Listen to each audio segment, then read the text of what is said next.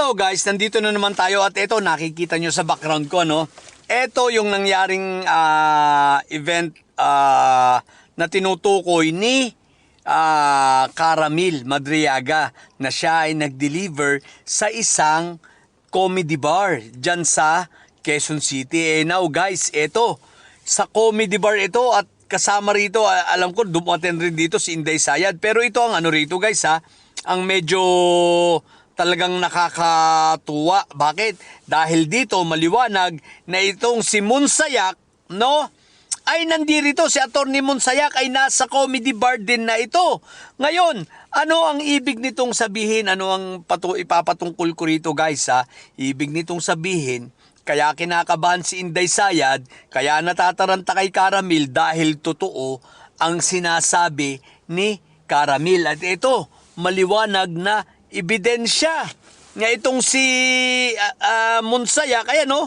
Kailan ito? I think this was 2022 if I'm not mistaken, no? Ayan, sa Promenade Green Hills pala, not in Quezon City, sorry. So sa isang bar, ayan, sa Green Hills ito nangyari. So sa San Juan. So ang ibig kong sabihin guys, nandito si Monsayak. Di ba si Monsayak nga itong attorney na bata-bata ni Inday Sayad sa Office of the Vice President yata or sa DepEd, no? Na isinasangkot at nasa statement din, no?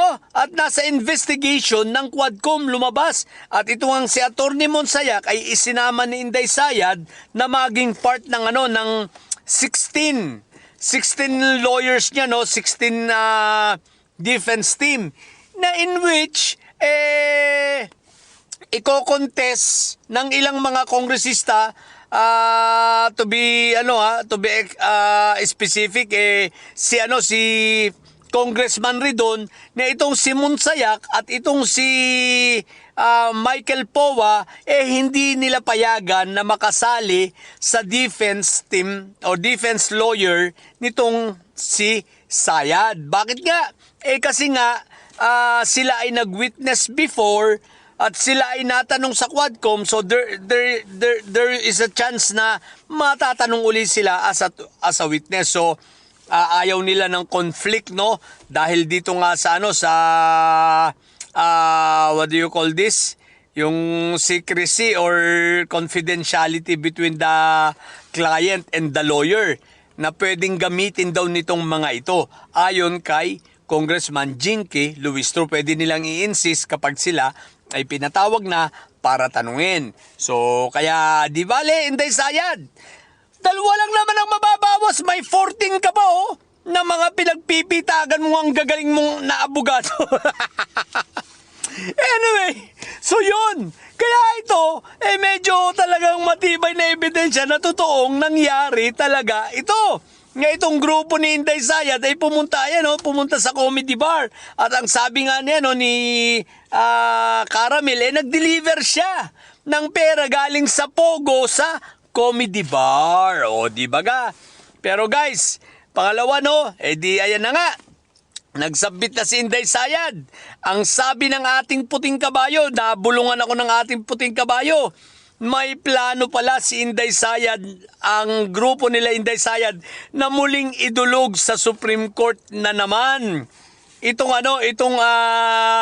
ibinigay sa kanila. At kay questionin na naman ni Inday Sayad sa Supreme Court.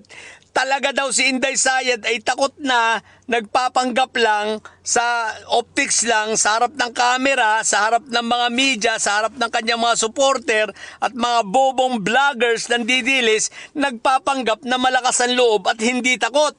Pero ang totoo, takot na daw si Inday Sayad. At ang sabi ng ating puting kabayo, pinaplano na questionin uli sa Supreme Court itong pinadala sa kanila na anong tawag dito? Itong pinasagot sa kanila, na subpena. So, tingnan lang natin kung aakyat nga ito sa Supreme Court. Pero most likely, aakyat daw sa Supreme Court. Yun ang sabi ng ating puting kabayo. Yun ang narinig niya sa usapan. Akala ko ba atabang si Inday Sayad? Akala ko ba wala siyang kasalanan? Eh kung wala siyang kasalanan, ba't hindi na lang niya harapin itong impeachment at patunayan niya? Ito na ang napakagandang pagkakataon na patunayan niya na siya ay malinis at walang kasalanan. Eh bakit pa kailangan mo pang kung ano na naman paggagagawin? Hingi na naman ng tulong sa Supreme Court? Anyari? Takot yan. O, di ba? So dito guys, obvious na takot na si Sayad, no? So sa mga bobong didilis, pahiramin nyo ng tapang si Inday Sayad. Tapang-tapangan lang ito. Walang pinagkaiba sa inyo. Walang pinagkaiba sa tatay niya. Tapang-tapangan. Pero, wag do at takot. Kung matapang ba naman yan, bakit niya? Hindi na lang harapin. Kung wala siyang kasalanan, bakit hindi niya harapin at sagutin niya? Kung siya ay confident na wala siyang kasalanan at malinis siya, tama lahat ng ginawa niya, anong ikakatakot mo? O di ba ga? Puro pagdidelay na lang ang kanilang ginagawa.